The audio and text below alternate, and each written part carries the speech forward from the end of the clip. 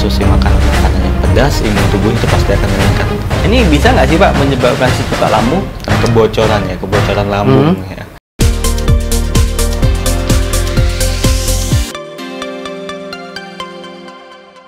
Halo Pak Batiar. Halo Pak Kris. Ya, kali ini kita jumpa lagi ya dalam topik opini kesehatan yang ada di masyarakat ya. Nah, kita akan membahas makanan yang mungkin sangat family di Indonesia, yaitu makanan pedas. Waduh, makanan pedas ya. Ya, apakah memang makanan pedas ini yang memicu terjadinya luka di dalam lambung ataupun cuka lambung? Ya, jadi makanan pedas, kita mengkonsumsi makanan yang pedas itu menyebabkan tukak lambung gitu ya. Mitos atau fakta nih Pak? Itu dikatakan mitos Pak. Oh, mitos. Ya, jadi kenapa dikatakan mitos? Karena makanan pedas itu dia tidak menyebabkan tukak lambung. Ya, jadi tukak lambung sendiri itu sebenarnya disebabkan oleh bakteri maupun dari konsumsi obat-obat antiinflamasi ya. Jadi itu yang menyebabkan tukak lambung. Tetapi, nah makanan pedas ini dapat memperparah kondisi dari tukak lambung itu. Jadi bukan menyebabkan, tapi dia dapat memperparah gitu. Jadi kalau kita udah kena tukak lambung nih, ya sebaiknya menghindari nih makanan pedas. Jangan kalau udah kena tukak lambung ditambah makanan pedas. Ya, jadi nanti wassalam ya. Tapi bukan berarti makanan pedas itu menyebabkan tukak lambung, Pak. Oke, berarti ini mitos ya? Mitos, Pak. Nah, sebenarnya kalau kita bahas seperti itu, berarti makanan pedas deh yang di Indonesia. Ini kaitannya pasti dengan cabai. Iya, cabai. Nah, kalau cabai ini kan sudah identik dengan yang pedas ya. Sebenarnya cabai ini baik untuk tubuh atau memiliki kandungan yang baik untuk tubuh atau seperti apa, Pak? Ya, kalau cabai sendiri itu untuk kandungannya atau baik untuk tubuh pasti ya, Pak ya. Pasti baik untuk tubuh karena di dalam cabai sendiri itu banyak mengandung vitamin C, vitamin A ya kan, vitamin K, B16. Untuk kesehatan tubuh itu baik sih Pak. Kita mengkonsumsi cabai dengan catatan kita tidak berlebihan ya. Kalau kita mentang-mentang kita tahu nih, wah di cabai banyak vitamin C sama vitamin A-nya nih, saya makan cabai aja lah 1 kilo gitu ya. Bukan tambah baik, malah pencernaan kita yang bermasalah ya kan, seperti itu. Oke, baik. Kalau kita bahas makanan pedas, selain cabai, apalagi sih Pak yang maksudnya sebenarnya baik untuk tubuh kita, tetapi yang kurang family gitu Pak? Ya, jadi selain cabai ya, terkait dengan makanan pedas ada yang namanya lada ya kan. Lada itu sedikit pedas, untuk menghangatkan tubuh pun enak gitu. Jadi banyak sekali sih makanan-makanan yang rasanya sedikit pedas selain cabai gitu. Contoh kayak paprika yang hijau itu kan agak sedikit pedas ya gitu. Mungkin jahe juga gitu. Kan itu banyak mengandung asupan yang sehat untuk tubuh gitu. Dan sudah dipercaya untuk menghangatkan tubuh ya Pak. Nah, berarti kalau kita bahas makanan pedas ini, nah ada nggak cara pengolahan yang baik sehingga kita mendapatkan yang tadi kandungannya sangat banyak itu ya, vitaminnya dapat, mineralnya juga ada. Nah, ini apakah ada pengolahan yang seperti apa yang menyebabkan kandungan ini jadinya rusak atau seperti apa? Ya, kalau terkait pengolahan pasti ada beberapa pengolahan yang tidak disarankan ya.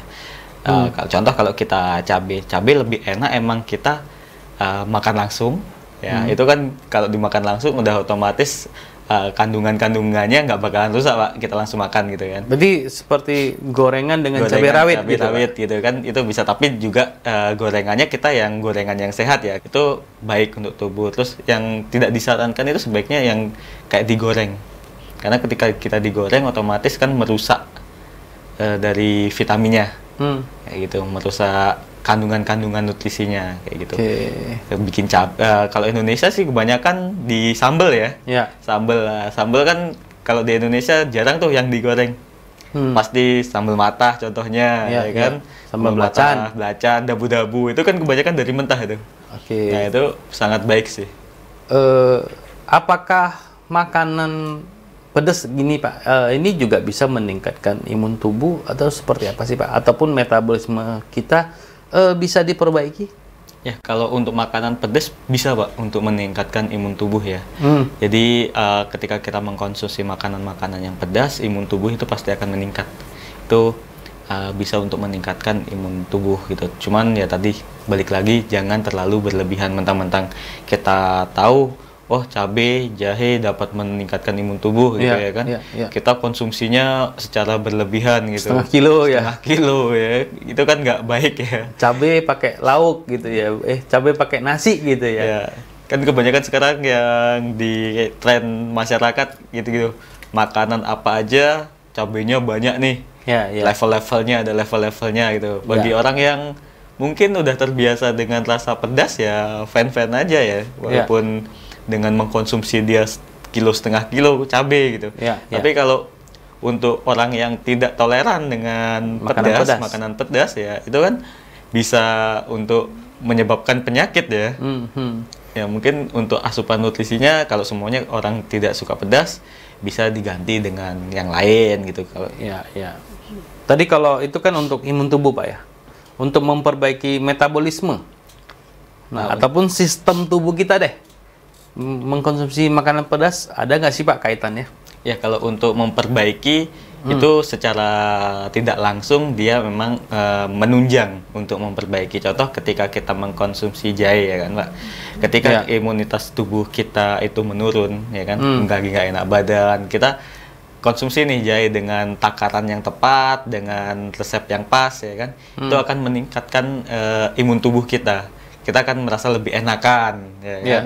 Lebih bertenaga lagi nih tubuh kita gitu. Jadi makanan-makanan yang mengandung pedas gitu ya kan, baik cabai, lada, jahe kayak gitu, itu dapat meningkatkan imunitas tubuh kita sih sebenarnya Pak.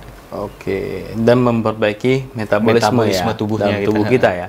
Berarti tadi Bapak ada mengaitkan masalah yang kita bahas di awal adalah mitos dan fakta tukak lambung. Sebenarnya tukak lambung ini ada penyakit yang seperti apa sih Pak? Ya, jadi tukak lambung ini merupakan kebocoran lambung. Ya. Nah, kebocoran lambung ini biasanya disebabkan oleh bakteri maupun konsumsi obat-obat antiinflamasi yang berlebihan.